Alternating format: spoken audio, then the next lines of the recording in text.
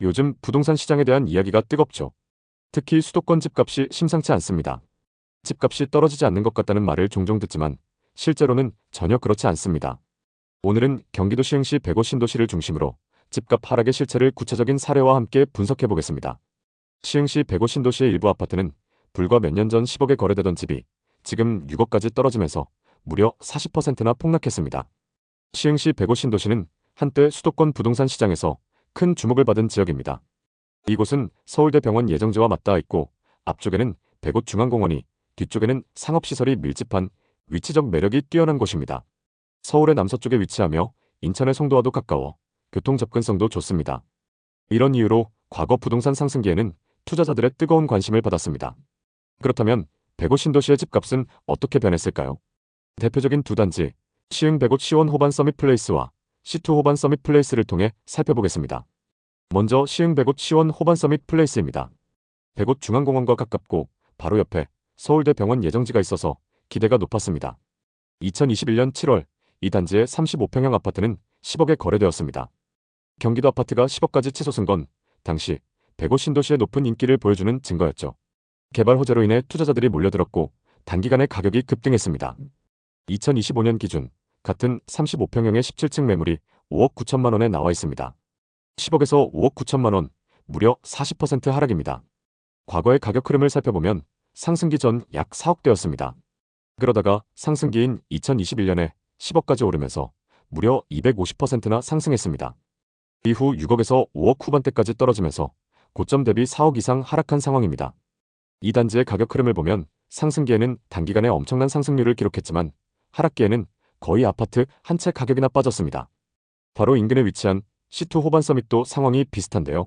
현재 35평형 기준 중층 매물이 5억 후반에서 6억 초반의 시세를 형성하고 있습니다. 이 아파트는 2021년 6월 10억의 두 건의 거래가 성사되었습니다. 시원 단지와 비슷한 시기에 최고가를 찍었죠. 하락 금액을 보면 C2 단지도 시원과 거의 동일한 양상을 보입니다. 10억에서 6억대로 떨어지며 하락폭이 40%에 달합니다.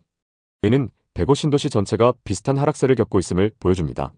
지금 수도권 부동산 시장은 뚜렷한 하락세를 보이고 있습니다. 시흥시뿐만 아니라 김포, 파주, 화성 등 수도권 외곽 지역에서도 비슷한 양상이 나타나고 있죠. 반면 서울은 보합이나 미미한 상승세를 유지하고 있습니다.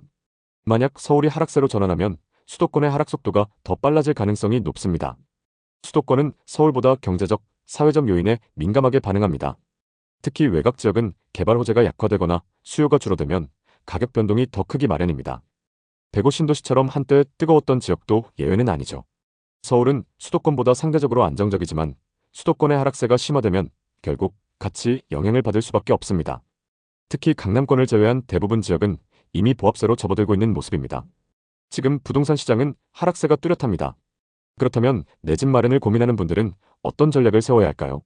지금은 섣불리 움직이기보다 관망하는 것이 현명한 판단입니다. 집값 하락이 언제 멈출지 정확히 예측할 수 없고 글로벌 경제 둔화 등으로 시장이 불안정하기 때문입니다. 또 수도권 신규 아파트 입주 물량이 증가하며 가격 하방 압력이 지속되고 있습니다.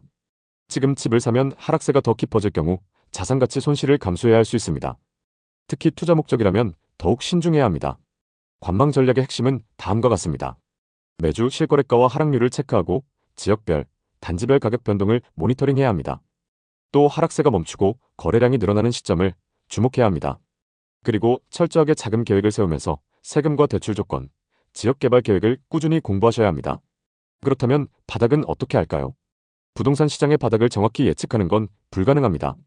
2026년 5월부터 집값이 오른다. 이런 이야기는 터무니없죠. 하지만 분위기는 읽을 수 있습니다.